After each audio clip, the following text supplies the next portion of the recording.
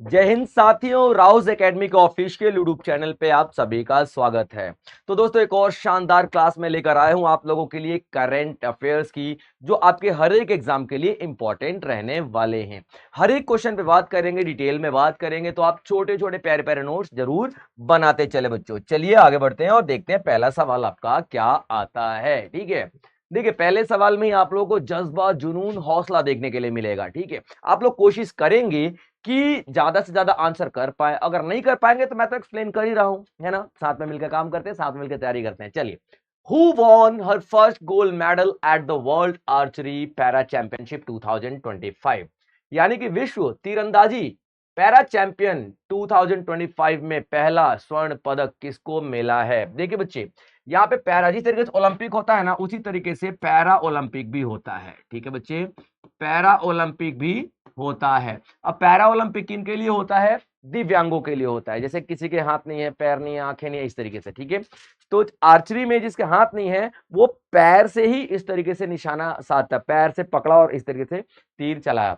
सोचिए कितनी बड़ी बात है। यहाँ पे दोनों हाथों का इस्तेमाल करके पूरा शरीर सही होता है, उसके बावजूद भी लोग हार मान जाते हैं। यहाँ पे शरीर से सक्षम ना होते हुए भी गोल्ड मेडल लेके आना कितनी बड़ी बात है। ठीक है बच्चों, तो यहाँ पे आर्चरी की बात करते हैं। यहाँ पे आर्चरी में हमारे पास गोल्ड मेडल आया हुआ है। ठीक है बच्चे, गोल्ड मेडल आया हुआ है। और ये गोल्ड मेडल कौन लेके आई हैं? तो हमारे भारत की बेटी है। ऑप्शन में आप देखिए, सरिता, ठीक है, ओजनूर, क्योर गिरदी, शीतल देवी एंड तोमन कुमार। तो शीतल देवी करेक्ट आंसर बच्चों।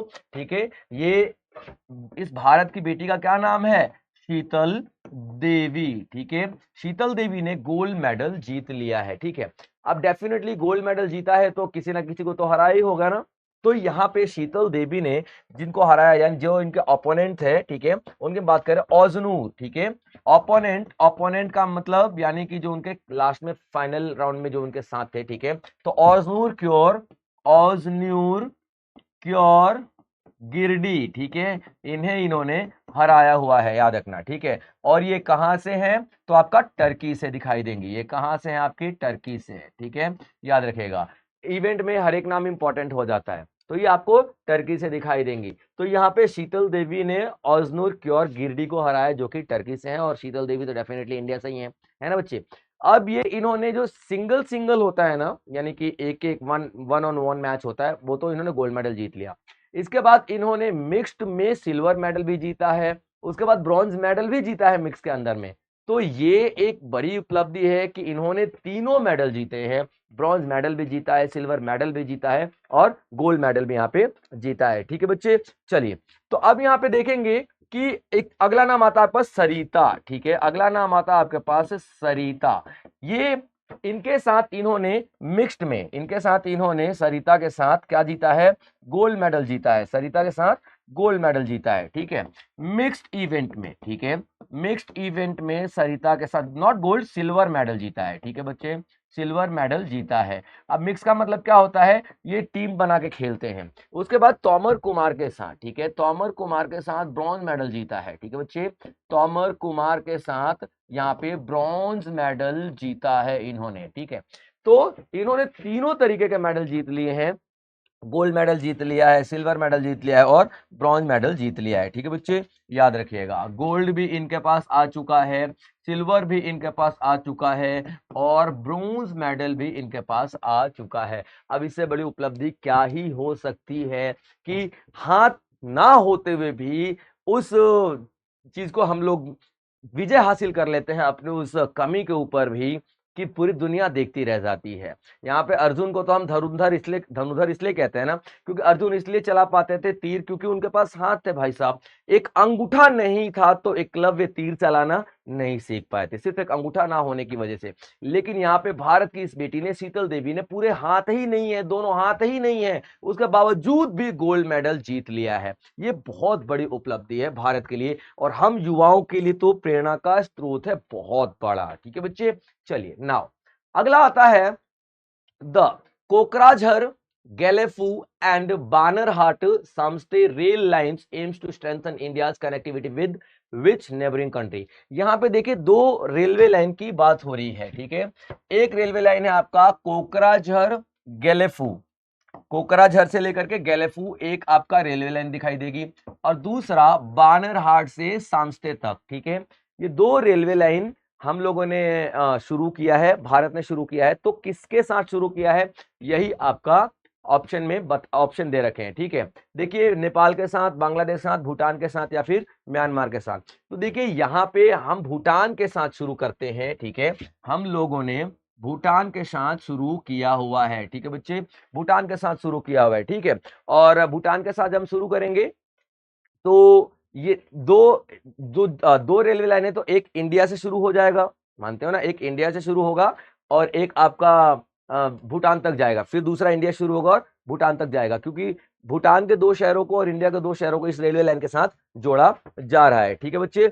चलिए, तो ये देखेंगे जो कोकराझार है, ये आपका जो कोकराझार है, ठीक है, याद रखना, जो कोकराझार है तो ये कहां पे जाएगा, ये देखिए, ये दिखाई दे रहा है आपके पास, ठीक है, कोकराझार, यहाँ पे आपके पास कोकराझार है और ये आपका गैलेफू है, ठीक है बच्चे, याद रखना। तो कोकराझार आपको दिखाई देगा असम के अंदर में, कोकराझार आपको असम में दिखाई देगा, और ये कहां पे जाएगा, गैलेफू में जाएगा, कहां पे जाएगा, गैलेफू में जाएगा। गैलेफू कहां पे है, भूटान के अंदर में, ठीक है बच्चे, गैलेफू कहां पे है, भूटान के अंदर में है, ठीक है। चलिए, उसके बाद आगे हम देखते हैं दूसरा वाला लाइन, बानरहाट से सांस्ते तक जाएगा, ठीक है। तो ये आपका बानरहाट, ठीक है, बानरहाट से लेकर के सांस्ते तक जाएगा। अब ये बानरहाट कहाँ पे है, ठीक है, बानरहाट से लेकर सांस्ते तक जाएगा, ठीक है बच्चे, सांस्ते तक जाएगा। अब ये बानरहाट कहाँ पे है, तो जलपाईगुड़ी की बात कर रहा हूं मैं, ठीक है, जलपाईगुड़ी से शुरू हो जाएगा, ठीक है, और सांस्ते आपका कहाँ पे है, भूटान के अंदर में ही है। क्लियर है बच्चे यहाँ पे। चलिए, तो ये आप लोगों को दो रेलवे प्रोजेक्ट दिखाई देंगे जो मैंने आपको लिख लिया है, ठीक है। पहला आपका कौन सा होगा, ठीक है, तो कोकरझर से गैलेफू तक होगा जो कि भूटान में है, ठीक है। दूसरा आपका बानरहाट जलपाईगुड़ी से लेकर के सांस्ते तक होगा जो कि भूटान के अंदर में जाता है, ठीक है बच्चे। ये केंद्र सरकार ने पास कर दिया है ताकि हम लोग भूटान के साथ कनेक्टिविटी बना के रखें। देखिए, भूटान के साथ कनेक्टिविटी क्यों बना के रखने की जरूरत है, भूटान पे नजर हमेशा चाइना की रहती है। अब गलवान वाली घाटी में देख लो, ठीक है, चाइना जाकर भूटान में रोड बना रहा है, अब इंडिया दखल अंदाजी करेगा ना भाई, क्यों, आप तो इस तरीके से भूटान में रोड बना के बिल्कुल इंडिया के जड़ में आके बैठ जाओगे, हमारे लिए थ्रेट होगा। तो गलवान वाली घाटी में इसलिए चाइना को रोका गया था भारत के द्वारा ये रोड बनाने से, ठीक है बच्चे। तो कनेक्टिविटी हमको बेहतर बनानी ही पड़ेगी उनके साथ, ठीक है, उनके साथ हमारे रिलेशंस बेहतर बनाने ही पड़ेंगे। भाई देखो, डिप्लोमेसी यही कहती है, ठीक है, जियो पॉलिटिक्स यही कहती है कि पड़ोसी मित्र जो है, पड़ोसी राष्ट्र जो है, उनके साथ आप ज्यादातर मित्रता करके रखो, क्योंकि जो कोई बाहर का बंदा आएगा ना अटैक करने के लिए, तो डेफिनेटली इनके बेस को आप इस्तेमाल कर सकते हो, इनके जमीन को आप इस्तेमाल कर सकते हो उन अपने दुश्मनों को अगेंस्ट। तो कनेक्टिविटी बनाने के लिए, रिलेशनशिप बनाने के लिए, पार्टनरशिप के लिए, ये सब करने के लिए हम लोगों को क्या जरूरत है, ठीक है, वहां पे कुछ इन्वेस्टमेंट करने की। तो अपन लोगों ने इन्वेस्टमेंट किया है, ठीक है। तो दो रेलवे लाइन की बात किया है, ठीक है, कोकराझार से गैलेफू और बानरहाट से सांस्ते रेलवे लाइन अपन लोगों ने डिसाइड किया है कि चलाएंगे, ठीक है बच्चे। चलिए, अब बजट की बात कर लेते हैं। तो कोकराझार में जो बजट जाएगा बच्चों, ठीक है, कोकराझार में आपका जो बजट जाएगा वो कितना जाएगा, देखिए, कोकराझार वाला जो बजट है ना, ठीक है, कोकराझार वाला जो बजट है, ठीक है, वो जाएगा आपका 4,356 करोड़ का, 4,356 करोड़ का आपका वो वाला बजट जाएगा, ठीक है। उसके बाद आपके पास आता है, ठीक है, बानरहाट वाला बजट जो है, ठीक है, बानरहाट वाले के लिए, ठीक है, बानरहाट के लिए आपका बजट जाता है बच्चों, ठीक है, 5,577 करोड़ का, ठीक है, नो सॉरी, 7,577 करोड़ का बच्चों, ठीक है, नॉट 5,000, ठीक है। तो ये सारा बजट पेश किया गया है भूटान में एक हमारा रोड कनेक्टिविटी बनाने के लिए, डेवलप करने के लिए। इसके पहले भी भूटान में बहुत सारे रोड हम लोग बना चुके हैं। हमने भूटान में एक ऑपरेशन चलाया था, ऑपरेशन दंतक, ठीक है, नेहरू जी ने चलाया था ऑपरेशन दंतक, ठीक है बच्चे, ऑपरेशन दंतक नेहरू जी ने चलाया था। और ये ऑपरेशन दंतक के अंडर में हम लोगों ने भूटान के अंदर बहुत सारे रोड बनाए थे, यहाँ तक कि भूटान के अंदर एयरपोर्ट भी हम लोग बहुत सारे बनाए थे, भूटान के अंदर बहुत सारे हम लोगों ने पार्क मतलब बहुत सारे इंफ्रास्ट्रक्चर डेवलप किए थे ऑपरेशन दंतक के अंडर में, ठीक है बच्चे। चलिए आगे बढ़ते हैं। अगला आता है आपके पास, which bloc has India sign its first ever FTA with Europe. Europe के एक ग्रुप के साथ, ठीक है, यूरोप के एक ग्रुप के साथ भारत ने एफटीए साइन किया है। एफटीए का मतलब क्या होता है, ठीक है, फ्री ट्रेड एग्रीमेंट। एफटीए का मतलब बच्चों फ्री ट्रेड एग्रीमेंट हम लोग जानते हैं, ठीक है। क्या होता है एफटीए का मतलब? फ्री ट्रेड एग्रीमेंट, ठीक है बच्चे, फ्री ट्रेड एग्रीमेंट। ये आपका क्या कहलाता है? एफटीए कहलाता है। अब ये क्या होता है, देखिए, जब हम अपना सामान दूसरे देश में बेचने जाते हैं या दूसरे देश अपना सामान हमारे पास बेचने आते हैं, तो हम उनसे टैक्स चार्ज कर देते हैं, और हमारा सामान बाहर जाता है तो वो लोग हमसे टैक्स चार्ज करते हैं। तो इससे क्या होता है, सामान महंगा हो जाता है। जैसे मान लीजिए कि 100 रुपए का सामान, ठीक है, यूएस में गया और 10% का टैक्स मांग लिया यूएस ने, तो यूएस में जैसी सामान एंट्री हो जाएगा तो कितना हो जाएगा, 100 रुपए का तो कीमत है, 10 रुपए यूएस ने मांग लिया हमसे, तो यूएस में मैं 110 रुपए का सामान बेचूंगा, ठीक है। लेकिन ये यूएस में सामान महंगा क्यों हुआ? क्योंकि 10 रुपए यूएस ने हमसे टैक्स मांग लिया, इस वजह से। अगर यही अभी देखिए डोनाल्ड ट्रंप ने 50% का टैक्स कर दिया, टैरिफ कर दिया है, ठीक है, तो यही सामान हमारे को 150 रुपए का पड़ेगा। तो इसीलिए तो डोनाल्ड ट्रंप ने बढ़ा दिया है टैक्स, ताकि यूएस में हमारा सामान महंगा हो जाए और लोग खरीदे नहीं, तो इंडिया का घाटा होगा, ठीक है। तो अगर ये सारे टैरिफ हटा दें, हम बोले, यूएस हमसे बोले कि नहीं नहीं, तुम हमसे टैक्स मत लो, और जब हमारा सामान तुम्हारे देश में बिकेगा तो हम तुमसे टैक्स नहीं लेंगे, यानी कि हम दोनों टैक्स फ्री कर देते हैं ना। आप हमारे जो सामान आपके यहाँ बिक रहा है उस पर टैक्स ना लगाओ, और आपका सामान जो हमारे यहाँ बिक रहा है हम उस पर टैक्स ना लगाएं। इसको बोलते हैं हम लोग फ्री ट्रेड एग्रीमेंट, ठीक है, एफटीए के नाम से हम लोग जानते हैं, फ्री ट्रेड एग्रीमेंट। तो अभी इंडिया ने, ठीक है, इंडिया ने साइन किया हुआ है free trade agreement, free trade agreement, clear point. किसके साथ साइन किया हुआ है? यूरोप के एक ब्लॉक के साथ, यूरोप के एक ब्लॉक के साथ। ब्लॉक का मतलब क्या होता है? Group of some countries. Block का मतलब group of some countries, 4 country, 5 country, 10 country, कितना भी हो सकता है, उसको हम लोग ब्लॉक के नाम, ब्लॉक बोल देते हैं। जैसे यूरोपियन यूनियन है, वो भी ब्लॉक ऑफ कंट्रीज है, ठीक है, क्योंकि उसमें 29 कंट्रीज शामिल है। तो यहाँ पे ब्लॉक का मतलब क्या होता है? कंट्रीज। तो यहाँ पे यूरोप के एक ब्लॉक के साथ कंट्री, कुछ कंट्रीज के ग्रुप के साथ इंडिया ने एफटीए साइन किया है, ठीक है।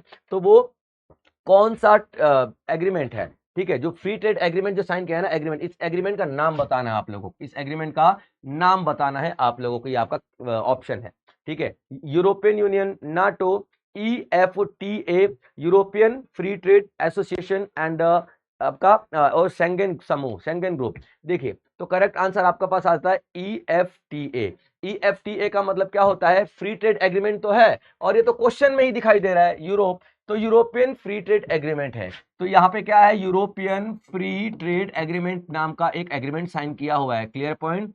यहाँ पे एक एग्रीमेंट साइन किया हुआ है। अच्छा, इस एग्रीमेंट को नाम भी दिया हुआ है, इस एग्रीमेंट को एक नाम भी दिया गया है, ठीक है। इस एग्रीमेंट को नाम क्या दिया गया? टेपा। इस एग्रीमेंट को नाम क्या दिया गया है? टेपा के नाम से जानते हैं, ठीक है, याद रखना। Trade trade and economic, trade and economic partnership, partnership, clear बच्चे, पार्टनरशिप एग्रीमेंट, ठीक है, एग्रीमेंट, ये आपका उस एग्रीमेंट का नाम है। फिर से एक बार बता देता हूं, इंडिया ने फ्री ट्रेड एग्रीमेंट साइन किया है, किसके साथ? यूरोप के साथ। तो इसलिए उस एग्रीमेंट को हम लोग क्या बोलते हैं? ठीक है, EFTA, यानी यूरोपियन फ्री ट्रेड एग्रीमेंट। इस एग्रीमेंट को एक नाम दिया गया है, उसका नाम क्या है? Trade and economic partnership agreement, यानी TEPA, क्लियर पॉइंट। अब सर ये तो बता दो कि इस ब्लॉक में कितनी कंट्रीज हैं और कौन कौन सी कंट्रीज रहने वाली हैं, ठीक है। तो देखिए, इस ब्लॉक में 4 कंट्रीज आपको दिखाई देंगी। कितनी? इस ब्लॉक में 4 कंट्रीज आपको दिखाई देंगी, और ये चारों कंट्रीज का जो ग्रुप है ना, उसी के साथ एग्रीमेंट यहाँ पे साइन किया गया इंडिया का, ठीक है। तो चारों कंट्री में से अगर नाम देखते हैं, ठीक है, तो लाइकस्टन, ठीक है, पहला कंट्री आती है आपके पास लाइकस्टन, ठीक है, लाइकस्टन पहली कंट्री है। दूसरी कंट्री है आपके पास स्विट्जरलैंड, ठीक है बच्चे, दूसरी कंट्री है स्विट्जरलैंड। और तीसरी कंट्री है आपके पास नॉर्वे, तीसरी कंट्री आपके पास आ जाती है नॉर्वे, और चौथी कंट्री आ जाती है आपके पास आइसलैंड। तो ये चारों कंट्री जो यूरोप की हैं के साथ मिलकर के इंडिया ने एग्रीमेंट साइन किया हुआ है यहाँ पे, क्लियर पॉइंट बच्चे। अब ये लोग क्या करेंगे? अपना ट्रेड बढ़ाने की कोशिश करेंगे। इंडिया इन चारों कंट्रीज में ट्रेड बढ़ाने की कोशिश करेगा, और ये चारों कंट्रीज इंडिया में ट्रेड बढ़ाने की कोशिश करेंगे। और खासकर जो सेक्टर्स अफेक्ट होने वाले हैं, उन सेक्टर्स में फार्मास्यूटिकल सबसे ऊपर आएगा, ठीक है, या मैन्युफैक्चरिंग इंडस्ट्रीज में लिख लेता हूं, आप लोग समझ जाना, ठीक है। मैन्युफैक्चरिंग इंडस्ट्रीज की मैं बात कर रहा हूं, ठीक है। मैन्युफैक्चरिंग इंडस्ट्रीज पे सबसे ज्यादा असर पड़ेगा, क्योंकि मैन्युफैक्चरिंग गुड्स ही तो हम लोग दूसरे देश में लेके जाके बेचते हैं ना, सर्विसेज वगैरह तो बहुत ही कम जाती है ना। तो यहाँ पे मैन्युफैक्चरिंग गुड्स में फार्मास्यूटिकल इंडस्ट्री हो गया, जैसे दवाई वगैरह हो गए, टेक्सटाइल इंडस्ट्री हो गया, लेदर इंडस्ट्री हो गया, इन सारी चीजों पे बहुत ज्यादा फर्क पड़ने वाला है। जैसे कि हमारी चाय पत्ती एक्सपोर्ट होती है भाई साहब, बहुत ज्यादा, ठीक है, हमारे यहाँ चावल बहुत ज्यादा एक्सपोर्ट होता है, जूट एक्सपोर्ट होता है, तो ये जब दूसरे देश में जाता था तो महंगा हो जाता था टैक्स की वजह से। अब ये चारों कंट्रीज के देश, ये चारों कंट्रीज में अगर हम लोग अपना सामान बेचेंगे तो हम पे टैक्स नहीं लगाएंगे, फ्री ट्रेड एग्रीमेंट हो जाएगा, तो वहां पे सामान हमारा ज्यादा बिकेगा क्योंकि अब सस्ता हो जाएगा, ये लोग टैक्स नहीं लगाएंगे। तो ठीक है बच्चे, तो आपका करेक्ट आंसर क्या हो जाएगा, ठीक है, EFTA, European free trade association. ठीक है बच्चे, चलिए, which regulator has mandate two factor authentication for all digital payment from April 2026। ठीक है बच्चे, याद रखना यहाँ पे एक ऐसा अथॉरिटी है, एक ऐसा एसोसिएशन है, या एक ऐसा कुछ ऐसा रेगुलेटेड बॉडी है जिसने टू फैक्टर वेरिफिकेशन 1 अप्रैल 2026 से अलाउ किया है। ठीक है, तो देखिए 1 अप्रैल 2026 से यहाँ पे क्या होने वाला है, two factor verification, two factor verification. अब इसका क्या मतलब होता है, ध्यान से सुनिएगा, ठीक है, ये सिक्योरिटी देने के लिए होता है, टू सिक्योर, ठीक है, क्या सिक्योर करने के लिए, ठीक है, पेमेंट, ठीक है, पेमेंट रिसीव करने के लिए या फिर पेमेंट देने के लिए सिक्योर किया जाता है हमारा उस पूरे एक्शन को। जैसे कि देख लीजिए, मैं यहाँ पे जाऊंगा और फोन पे करूंगा, है ना, तो फोन पे मैं स्कैन करूंगा शॉप के ऊपर, और शॉप पे स्कैन करूंगा और अपना 100-200 रुपए का जो भी चाय का बिल होगा मैं पे कर दूंगा। ठीक है, ये आपका वन स्टेप ऑथेंटिक वेरिफिकेशन है। हमने एक ही स्टेप तो किया, हमने पिन डाला, हमने यूपीआई पिन डालते हैं और पेमेंट हो जाता है, यही होता है ना। लेकिन अब ये ज्यादा मिसयूज होने लग गया है। कई बार क्या होता है कि आपका जो ओटीपी जाता है ना, तो ओटीपी में आप लोगों को बहुत नुकसान झेलने की जरूरत पड़ती है।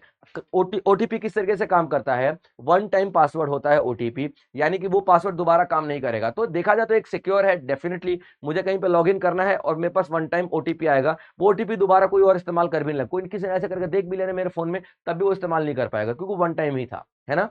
लेकिन क्या पता आपसे पहले ही वो किसी और के फोन पे जा चुका हो। जैसे कि आप लोग ट्रू कॉलर इस्तेमाल करते हो ना, ट्रू कॉलर पे ना कुछ माइक्रो सेकेंड पहले मैसेज आ जाता है, तो वो ट्रू कॉलर एप्लीकेशन पे आपका ओटीपी पहले जा रहा है, और वो ओटीपी बहुत ज्यादा इस्तेमाल होने लग गए थे।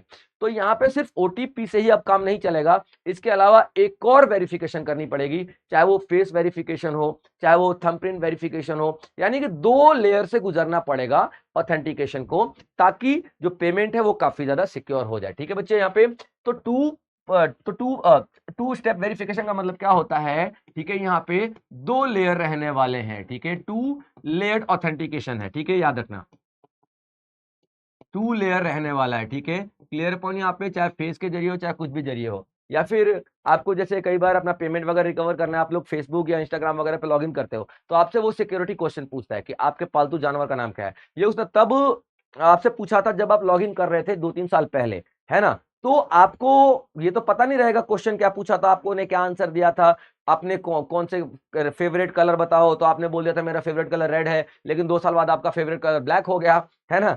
तो आप कैसे वो क्वेश्चन तक पहुंचोगे, तो क्वेश्चन तो पूछा जाता है कि आपका पहला पालतू जो आपका पेट था, कुत्ता था, उसका नाम क्या था, आपने बोल दिया कि टॉमी नाम था, शेरू नाम था, है ना, तो वो तो आपके पालतू कुत्ते का नाम तो हमेशा से ही वही रहेगा ना। 10 साल बाद भी पूछोगे, मुझसे कोई पूछेगा तो मैं बोलूंगा शेरू नाम था उसका। मेरी पहली टीचर का नाम क्या था, तो प्रदीप मैम नाम था उनका।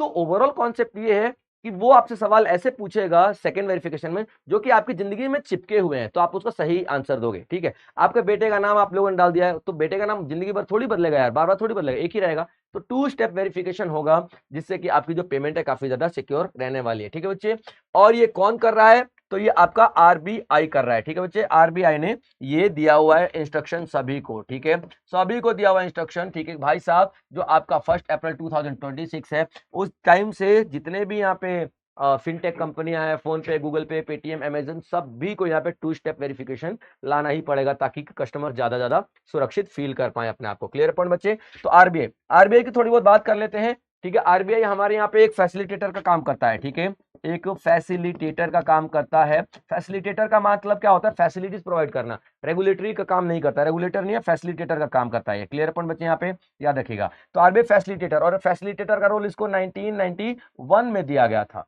फैसिलिटेटर का नाम रोल इसको 1991 में दिया गया था। 1991 के पहले ये रेगुलेटर का काम किया करता था। आरबीआई जब बनाया गया था ना, तो कैसे बनाया गया था? तो हिल्टन यंग कमीशन, ठीक है, हिल्टन यंग कमीशन ने रिकमेंड किया था कि आरबीआई बनाना पड़ेगा, ठीक है बच्चे, आरबीआई बनाना पड़ेगा। हिल्टन यंग कमीशन की रिकमेंडेशन पे एक एक्ट पास हुआ था, आरबीआई एक्ट 1934, ठीक है, आरबीआई एक्ट 1934 पास हुआ था। और यही आरबीआई एक्ट 1934 में, ठीक है, हम लोगों ने क्या बना दिया था? आरबीआई बना दिया था, हम लोगों ने आरबीआई बना दिया था, याद रखना, 1 अप्रैल 1935 को आरबीआई हम लोगों ने बना दिया था। आरबीआई हमारे देश की मॉनेटरी पॉलिसीज यानी कि मौद्रिक नीतियां बनाती है और हमारी इकोनॉमिक पॉलिसीज ये डिसाइड करती है, ठीक है। तो आरबीआई का बहुत बड़ा रोल हो जाता है हमारे इकोनॉमी में, तभी तो इतना बड़ा वो डिसीजन ले पा रही है। आरबीआई रिसर्च करती है, पीछे के ट्रेंड को फॉलो करके पढ़ाई करती है, स्टडी करती है, उसमें से कंक्लूजन निकाल कर टाइम टू टाइम बैंकों को अपना सॉल्यूशन देती रहती है, एडवाइजेस देती रहती है मार्केट के हिसाब से। तो वही उसने यहाँ पर भी अभी किया है, ठीक है बच्चे। चलिए आगे बढ़ते हैं, अगला सवाल क्या आता है आपके पास, ठीक है। The third edition of Unmesha international literature, ठीक है, Unmesha Unmesha international literature festival was held in which city? देखिए यहाँ पे क्या है, उन्मेषा, ठीक है, ठीक है, यहाँ पे क्या है, Unmesha international literature festival. Literature festival का मतलब क्या होता है? साहित्य महोत्सव, ठीक है। लिटरेचर फेस्टिवल का मतलब क्या है? यहाँ पे साहित्य महोत्सव। अब साहित्य महोत्सव क्या होता है? ठीक है बच्चे, यहाँ पे साहित्य महोत्सव का मतलब क्या होता है? साहित्य को बढ़ावा देने के लिए कोई बहुत बड़ा इवेंट ऑर्गेनाइज किया जा रहा है, साहित्य को बढ़ावा देने के लिए, लिटरेचर को बढ़ावा देने के लिए, ठीक है। तो ये अभी किया गया है, इसका जो थर्ड एडिशन है पटना में किया गया है, ठीक है बच्चे, थर्ड एडिशन पटना में किया गया है, याद रखिएगा, ठीक है बच्चे, थर्ड एडिशन पटना में किया गया है। यहाँ पे 15+ कंट्रीज के कौन आएंगे? कवि आएंगे, ठीक है, कंट्रीज का कौन आएगा? याद रखना, कवि लोग आएंगे, ठीक है, राइटर्स आएंगे, स्कॉलर्स आएंगे, ये सब आएंगे, ठीक है। यहाँ पे साहित्य, जो आपका साहित्य प्रेमी आएंगे, ठीक है, ये सब आएंगे 15+ कंट्रीज से, और यहाँ पे 100+ लैंग्वेजेस में अपनी रचनाओं को सुनाएंगे, अपनी कविताएं सुनाएंगे, कहानियां सुनाएंगे, अपना जो भी साहित्य है उसको प्रेजेंट करने की कोशिश करेंगे। कितने लैंग्वेजेस में? 100+ लैंग्वेजेस में। तो आप सोचिए यहाँ पे सीखने का कितना बड़ा मौका होगा, ये 15 कंट्रीज का, इंडिया के कल्चर को वो सीखेंगे, हम उनके कल्चर को सीखेंगे। बहुत बड़ी बात है इस तरीके के फेस्टिवल को ऑर्गेनाइज करवाना, ठीक है बच्चे, याद रखना। तो और इसके जो चेयरमैन साहब हैं, यानी कि इनके जो चेयरमैन चीफ गेस्ट बन के आएंगे, वो कौन बन के आएगा? याद रखना, वो कौन बन के आएगा? चीफ गेस्ट, ठीक है, सीपी राधाकृष्णन, सीपी राधाकृष्णन जो अभी बने हैं ना हमारे, ठीक है, वाइस प्रेसिडेंट सीपी राधाकृष्णन की बात कर रहा हूं मैं, ठीक है, याद रखना, राधा कृष्णन, ठीक है, ये हमारे वाइस प्रेसिडेंट हैं। ये क्या बन के आएंगे यहाँ पे? चेयरमैन, आपका चीफ गेस्ट बन के आएंगे, यानी मुख्य अतिथि के रूप में इनको हम लोग यहाँ पे देखने वाले हैं, ठीक है बच्चे, याद रखिएगा। तो ये जो इंटरनेशनल अपॉइंट किया, इंटरनेशनल लेवल पे हम लोग अपॉइंट कर रहे हैं, बता रहे हैं, ठीक है, कि किस तरीके से हम लोग अपने साहित्य को बढ़ावा दे सकते हैं। अब इसमें पार्टिसिपेट कौन कौन कर रहा है? तो याद रखना, पार्टिसिपेट में सबसे पहले आप लोग देखोगे केंद्र सरकार, ठीक है, केंद्र सरकार, ठीक है, यानी कि सेंट्रल गवर्नमेंट, केंद्र सरकार पार्टिसिपेट करेगी डेफिनेटली। यहाँ पे इंटरनेशनल लेवल से लोग आ रहे हैं, अलग अलग कंट्रीज पार्टिसिपेट कर रही हैं, तो केंद्र सरकार तो भैया पार्टिसिपेट करेगी इस इवेंट में।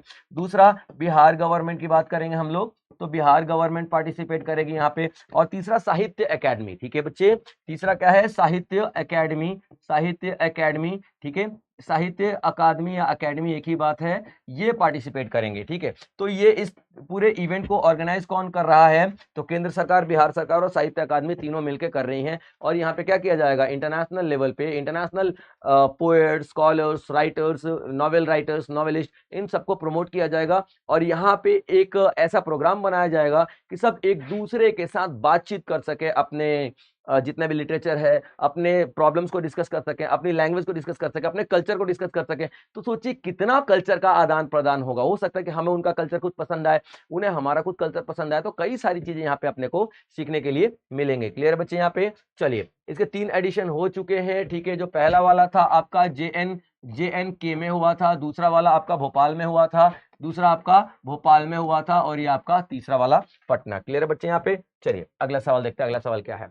जल Prahar 2025 was a joint exercise between which two Indian armed forces, ठीक है। ये देखिए, जल प्रहार 2025, क्या जल प्रहार? देखिए, ये एक एक्सरसाइज है। एक्सरसाइज का मतलब क्या होता है? युद्धाभ्यास कह सकते हो, जहां पे कुछ अलग अलग कंट्रीज मिलकर के युद्ध का अभ्यास करती है। युद्ध में जाएंगी अगर तो बिना प्रैक्टिस के चले जाएंगे तो डेफिनेटली हार निश्चित है। लेकिन यहाँ पे हार को निश्चित नहीं करने के लिए पहले युद्ध में होने वाली स्थिति से हम लोग प्रैक्टिस कर लेते हैं। पहले अलग अलग कंट्री जैसे कि यूएस के साथ मिलकर, अमेरिका के साथ मिलकर हम लोग युद्धाभ्यास करते हैं, ठीक है। मालदीव्स के साथ मिलकर एक्यूवेरियन नाम का हम लोग एक्सरसाइज करते हैं, ठीक है। अभी हमारा इंडिया के 700 प्लस जवान गए थे ब्राइट स्टार एक्सरसाइज में। ये लोग क्यों गए थे? ताकि वहां पे जाकर प्रैक्टिस करेंगे, अलग अलग देशों की युद्ध नीतियां सीख के आएंगे। तो वैसे ही यहाँ पर एक और एक्सरसाइज भारत के अंदर में हो रही है, लेकिन यहाँ पे कोई और कंट्री पार्टिसिपेट नहीं कर रही है, याद रख लेना, ठीक है। जल प्रहार में कंट्री पार्टिसिपेट नहीं कर रही है, यहाँ पे भारत की ही 2 सेनाएं पार्टिसिपेट कर रही हैं, ठीक है। यहाँ पे भारत की ही 2 सेनाएं पार्टिसिपेट कर रही हैं, ठीक है बच्चे, याद रख लेना। अब ये 2 सेनाएं कौन सी हैं? तो ये 2 सेनाएं बच्चों, ठीक है, एक तो आर्मी है और एक आपका नेवी है, ठीक है, याद रख लेना। जल प्रहार 2025 इस एक्सरसाइज में कौन कौन पार्टिसिपेट कर रहा है, ठीक है, कौन कौन पार्टिसिपेट करेगा? तो इंडियन आर्मी और इंडियन एयर फोर्स, ठीक है, सॉरी इंडियन नेवी, ठीक है बच्चे, एयर फोर्स नहीं, नेवी, क्योंकि हम बात कर रहे हैं समंदर की, ठीक है बच्चे, नेवी। अब देखिए, और इंडियन नेवी दोनों मिलकर के पार्टिसिपेट करने वाली हैं। अभी दोनों मिलकर के प्रैक्टिस क्यों करेंगी? देखिए, कोई जरूरी थोड़ी ना है कि नेवी वालों को जमीन पे नहीं आना और आर्मी वालों को नेवी में नहीं जाना। हो सकता है ना कि आर्मी वालों को समंदर के उस एरिया तक जाना है तो उन्हें शिप पे चढ़ना पड़ेगा, शिप पे सामान कैसे लोड करना है, इमरजेंसी में जब आपके पास मात्र 3-4 घंटे ही है युद्ध की परिस्थिति में, तो आपको कैसे जल्दी जल्दी से काम करना है। तो ये सारी की सारी चीजों के लिए आपको पहले से ही ट्रायल ले लेना है, ठीक है बच्चे, ये बात आप लोग याद रखेंगे। तो इसके लिए यहाँ पे युद्ध एक्सरसाइज किया जाता है, इसके लिए यहाँ पे ड्रिल्स किए जाते हैं, पहले से हम लोग प्रैक्टिस करके रखते हैं, ठीक है बच्चे। यहाँ पे चलिए, अब इसके 2 फेज थे, इसको 2 फेज में कंडक्ट किया गया। एक आता है, एक हार्बर फेज आता है, ठीक है बच्चे, हार्बर फेज आता है आपका। अब ये हार्बर फेज क्या है बच्चे? ठीक है, याद रख लेना। अब ये हार्बर फेज जमीन पर होता है, ठीक है, समुद्री किनारे पर किया जाता है, समुद्री किनारे पर किया जाता है, यानी कि कोस्ट पर किया जाता है। अब ये समुद्री किनारे पर क्या है? अब 2 तरीके से जो भी इस तरीके की एक्सरसाइज होती है ना, उसको 2 हिस्सों में यहाँ पे बांट दिया जाता है, ठीक है बच्चे, याद रखिएगा। अब 2 हिस्सों में क्या बांटा जाता है और क्यों बांटा जाता है? क्योंकि एक आपका समुद्र में उतरने से पहले भी तो आपको बहुत सारी तैयारी करनी पड़ेगी ना, तो दो हिस्सों में इसको बांट दिया जाता है, ठीक है बच्चे। एक आपका हार्बर फेज के नाम से हम लोग जानते हैं, यानी कि समुद्री इलाके के बाहर हम लोग जो एक्सरसाइज करें उसकी बात करते हैं, ठीक है। और दूसरा हम लोग सी फेज की बात कर रहे हैं, दूसरा हम लोग किसकी? सी फेज की बात कर रहे हैं, ठीक है। ये समुद्र के अंदर होगा, ये समुद्र के अंदर होगा, याद रखना, ये समुद्र के अंदर होगा। क्लियर अपन बच्चे? यानी कि आर्मी और नेवी एक तो ये हार्बर फेज पे प्रैक्टिस करेंगे कि किस तरीके से ऑन बोर्ड किया जाता है शिप के ऊपर, यानी कि शिप पे चढ़ा कैसे जाता है, किस तरीके से शिप को पानी में हम लोग लेके जाएंगे धकेल के, कौन कौन सी मशीनों का इस्तेमाल करेंगे, अगर हमारे पास बहुत ही कम समय है तो किस तरीके से एक्ट करना है, किस तरीके से रिएक्ट करना है, ये सब हम लोग यहाँ पे बात करेंगे समुद्री किनारे के ऊपर, ठीक है। और उसके बाद सी फेज में हम लोग बात करेंगे समुद्र के अंदर कैसे एक्शन लेना है, समुद्र के अंदर कैसे एक्शन लेना है जाके। अब सामने नेवी, ऑपोजिट की नेवी पड़ी है, पाकिस्तान की नेवी है, चाइनीज नेवी है, तो उसके सामने कैसे काउंटर करना है। यानी कि अगर छोटे शब्दों की अगर हम बात करते हैं ना, ठीक है, तो हार्बर फेस है ना, ये क्या है? तैयारी है, ये क्या है? तैयारी है, ठीक है, युद्ध करने की ये तैयारी है कि हम कैसे कैसे तैयार हो रहे हैं युद्ध करने के लिए। और समुद्र के अंदर युद्ध की रियल सिचुएशन है, समुद्र के अंदर हम लोग रियल सिचुएशन फेस करेंगे। हालांकि युद्ध हुआ नहीं है, हम लोग वो सिचुएशन खुद ही क्रिएट कर लेंगे ताकि युद्ध के लिए पहले से हम लोग प्रिपेयर रहें। क्लियर बच्चे यहाँ पे? तो याद रखना, जो हार्बर फेज पे समुद्र के किनारे प्रैक्टिस की जाती है और सी फेज पे हम लोग समुद्र के अंदर प्रैक्टिस करते हैं। हार्बर फेज पे हम लोग देखते हैं कि किस तरीके से युद्ध में जाने से पहले तैयारी की जाती है, और जो आपका सी फेस है उसमें डायरेक्टली हम लोग समुद्र के अंदर उतरते हैं और समुद्र के अंदर रियल सिचुएशन क्रिएट करते हैं युद्ध वाली, ताकि हम लोग युद्ध की परिस्थितियों से पहले से ही हम लोग प्रैक्टिस करके उनसे निपटने की तैयारी कर डालें, ठीक है बच्चे। तो जल प्रहार 2025 इसी तरीके का एक एक्सरसाइज है जो कि हमारी इंडियन आर्मी और इंडियन नेवी कंडक्ट करती है, ठीक है बच्चे, याद रखना। तो ये कंडक्ट किया गया है, ठीक है। अच्छा, एक और चीज, ये हार्बर फेस ये कहाँ पे किया गया है तो ये भी देख लेना, ठीक है। हार्बर फेस है ना जो बच्चे आपका विशाखापट्टनम में हुआ है, ठीक है, विशाखापट्टनम, ठीक है बच्चे, विशाखापट्टनम में आपका हार्बर फेस हुआ है। और काकीनाडा, ठीक है, और जो आपका सी फेस है, ठीक है, वो आपका काकीनाडा में हुआ है, काकीनाडा। ये इंफॉर्मेशन आपके लिए इंपॉर्टेंट है बच्चे, क्लियर पॉइंट, ठीक है। चलिए आगे देखते हैं, अगला सवाल आपके लिए क्या आता है। Nisar recently Saint it's first image of which region. Nisar एक सैटेलाइट भेजा गया था, ठीक है, इंडिया और जो आपका इसरो, इंडिया का इसरो और आपका नासा ने, दोनों ने निसार भेजा था, ठीक है बच्चे, याद रखेगा। तो निसार का मतलब क्या होता है, ठीक है, निसार का फुल फॉर्म पहले मैं आपको बता देता हूं, ठीक है, उसके बाद आप लोग देखिएगा। निसार जो है, ठीक है, निसार का मतलब नासा, ठीक है, नासा, इसरो, निसार, ठीक है, SAR, ठीक है, याद रखना, NASA ISRO synthetic, NASA ISRO synthetic aperture radar, ठीक है, क्या है ये, अपर्चर रडार, रडार, ठीक है बच्चे, रडार, याद रखना। इसको हम लोग SAR के भी नाम से जानते हैं, शॉर्ट में कई जगह आप लोगों ने सुना होगा, सिंथेटिक अपर्चर रडार, SAR के नाम से भी हम इसको जानते हैं, ठीक है।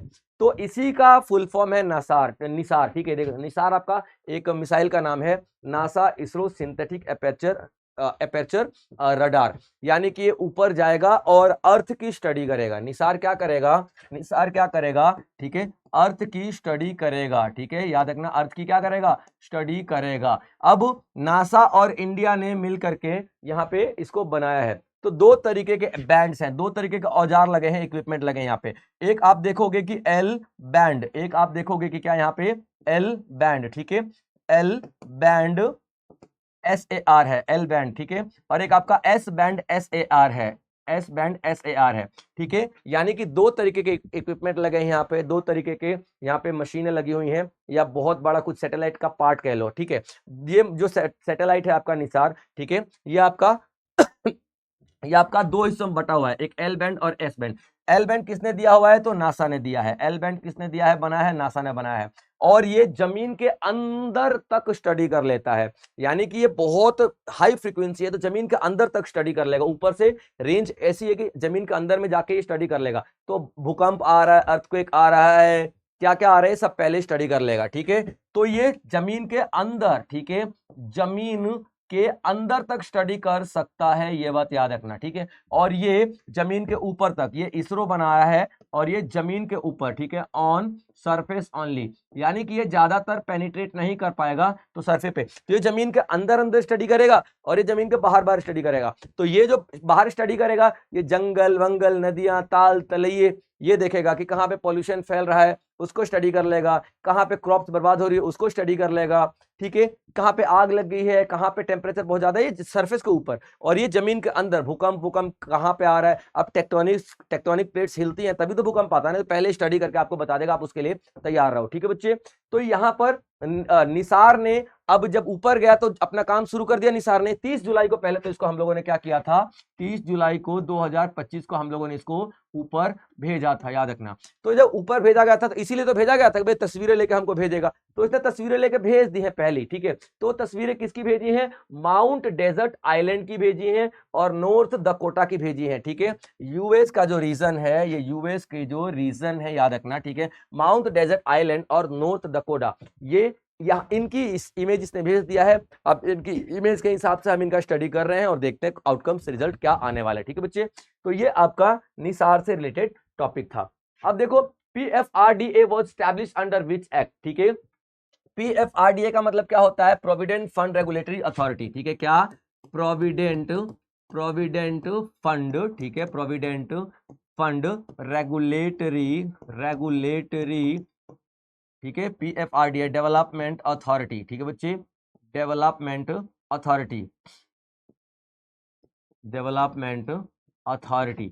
अब ये क्या काम करती है, जिस तरीके से, ठीक है, जिस तरीके से आपका NHA है, नेशनल हाईवे अथॉरिटी है, यानी कि जिस तरीके से RBI है, बैंकिंग को रेगुलेट करता है, उसी तरीके से यहाँ पे ये जो आपका पेंशन का पूरा सिस्टम है भारत के अंदर में, तो पेंशन सिस्टम को रेगुलेट करता है ये, ठीक है। तो PFRDA पेंशन सिस्टम को रेगुलेट यहाँ पे करेगा, ठीक है। तो सर इसका, और ये बनाया कब गया था, कौन से एक्ट के जरिए बनाया गया था, तो सॉरी सॉरी जुकाम है, reserve bank of India 1934 act, companies act, PFRDA 2013, ठीक है, सॉरी अगेन।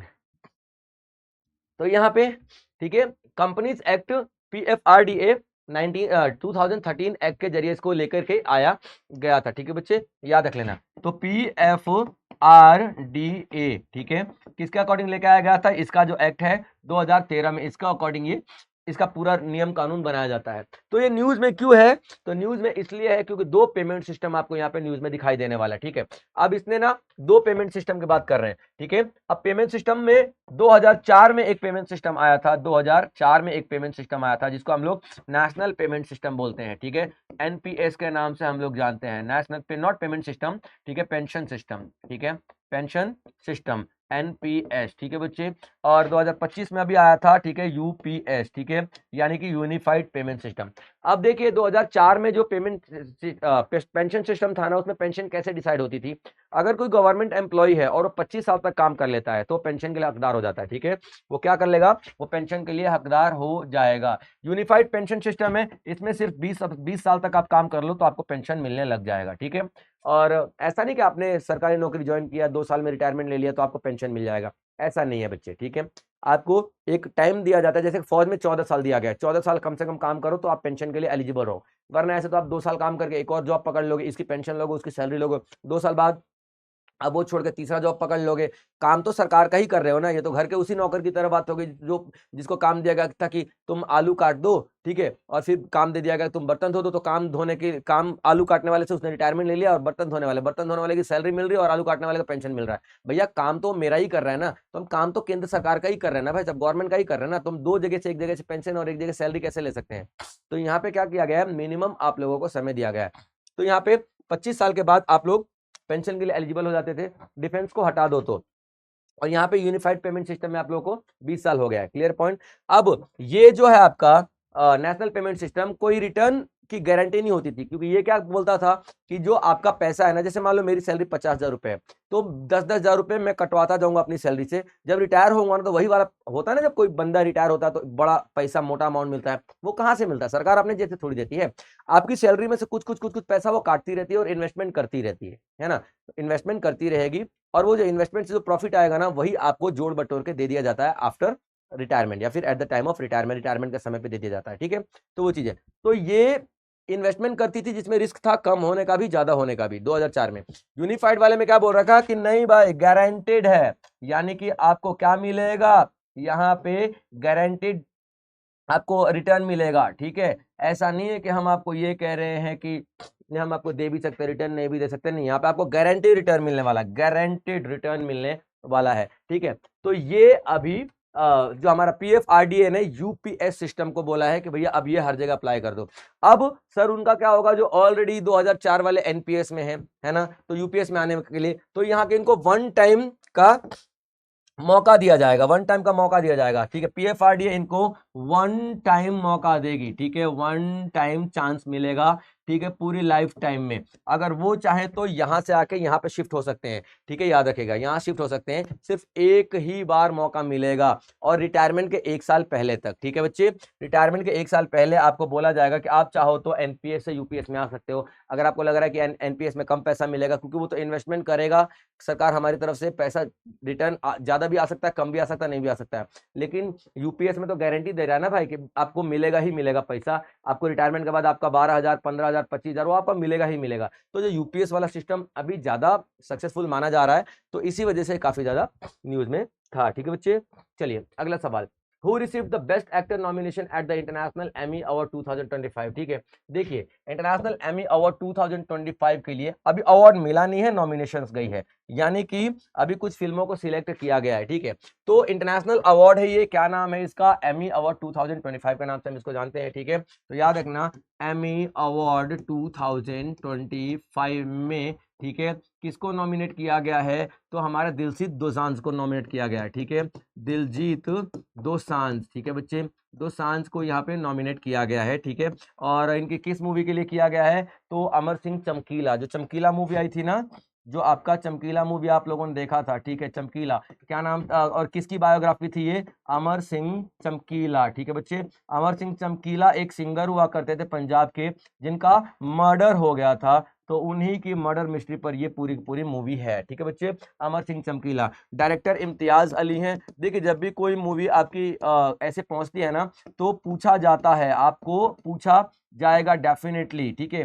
किसी भी एग्जाम में डायरेक्टर के बारे में पूछा जा सकता है, उसके क्या क्या उस फिल्म में अवार्ड किया, किसकी बायोग्राफी है, ये सब आपको पूछा जा सकता है। तो इम्तियाज अली ने इसको डायरेक्ट किया हुआ है, ये बात आप लोग याद रखेंगे। ठीक है, तो दिलजीत दोसांझ की हम बात कर रहे हैं। ठीक है बच्चे, याद रखिएगा। और दिलजीत दोसांझ ने चमकीला मूवी में एक अमर सिंह चमकीला का किरदार किया था, और इसी की वजह से इनको ये पूरा पूरा अवार्ड दिया जा रहा है। इसमें ज्यादा कुछ करने का भी जरूरत नहीं है इस क्वेश्चन में, ये जब अवार्ड आएगा सामने तब हम इस अवार्ड के बारे में देखेंगे, मतलब जब मिलेगा। तो अभी ये नॉमिनेशन हुआ है, ये इंपॉर्टेंट बात है हमारे लिए। ठीक है बच्चे, चलिए आगे देखते हैं। अगला सवाल क्या आता है, what is the name of the new command and control system launched by BSF. ठीक है, बीएसएफ बोले तो बॉर्डर सिक्योरिटी फोर्स। ठीक है, बॉर्डर सिक्योरिटी फोर्स ने, ठीक है, एक अभी आपका command and control system launch किया है। बॉर्डर सिक्योरिटी फोर्स ने command and control system launch किया है, उसका नाम क्या है। ठीक है, तो border intelligence system, decision support system, command operation platform and AIGIS tracker. तो करेक्ट आंसर बच्चे, ठीक है, आपका डिसीजन सपोर्ट सिस्टम।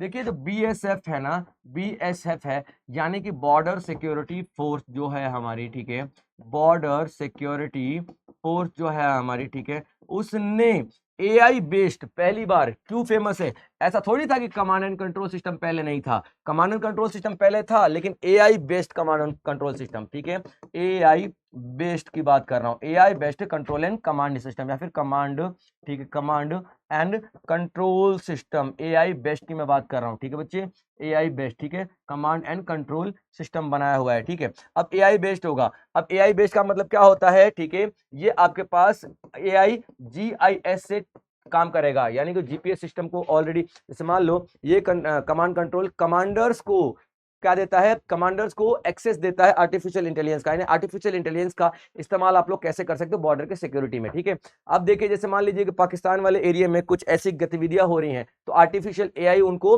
जीपीएस के जरिए ट्रैक करके बता देगा कि भैया यहाँ पे कुछ ऐसी गतिविधियां हैं, यहाँ पे 25-30 लोगों की भीड़ दिख रही है, कुछ मुझे शक हो रहा है। तो इस तरीके के AI का इस्तेमाल करके बॉर्डर सिक्योरिटी फोर्स क्या करने वाली है, अब हमारी बॉर्डरों की सुरक्षा करने वाली है। ठीक है, तो जिसमें, और जिसका नाम क्या रहने वाला है, ठीक है, कमांड एंड कंट्रोल सिस्टम, जिसको बोलते हैं हम लोग डिसीजन सपोर्ट सिस्टम। यानी कि डिसीजन सपोर्ट सिस्टम में क्या होगा, जो भी आप लोग डिसीजन लेना चाहते हो, या फिर हमारे बीएसएफ के कमांडर्स डिसीजन लेना चाहते हैं, ठीक है, उनको इसमें हेल्प मिलेगी। अब सारी की सारी इंफॉर्मेशन, सारी की सारी accurate information, accurate location, accurate चीज अगर आपको मिल जाती है, बीएसएफ के कमांडर्स को मिल जाती है, तो डेफिनेटली वो डिसीजन क्यों नहीं ले पाएंगे, that would be the better decision, हर तरीके से बेहतर डिसीजन होगा। अब देखा जाए चाइना वाले क्षेत्र में इन्फिल्ट्रेशन हो रहा है, कुछ घुसपैठिए घुस रहे हैं, ठीक है, हमारा अरुणाचल प्रदेश वाले एरिया से, तो ये क्या करेगा, उनको ट्रैक कर लेगा कि भैया यहाँ पे ना कुछ आदमी घुस रहा है, और ट्रैकिंग इतनी क्लियर होगी कि साफ पता चल जाएगा 25 आदमी के 30 आदमी है, क्या क्या कर रहे हैं, जंगलों के अंदर, पत्तों के अंदर घुस घुस के, जंगलों को तो कैनोपी बनी रहती है, उसके अंदर घुस घुस के ये AI जो है हमें इंफॉर्मेशन प्रोवाइड करेगा, और जिसकी वजह से हम लोग अपने सिक्योरिटी के पॉलिसीज बना सकते हैं, सुरक्षा नॉर्म्स डिसाइड कर सकते हैं। तो इसकी वजह से काफी ज्यादा न्यूज में है। ठीक है, चलिए बच्चे, आज के लिए इतना ही, एंड आई होप आप लोगों ने एंजॉय किया होगा, आप लोगों ने देखा होगा कि हाँ भैया, ठीक है, सारे सारे क्वेश्चंस इंपॉर्टेंट है, तो आप लोग छोटे छोटे प्यारे प्यारे नोट्स बनाते चले। मिलेंगे आप लोगों से अगले सेशन में इसी तरीके के कुछ सवालों के साथ, तब तक आप लोग अपना ध्यान रखेंगे बच्चों। जय हिंद।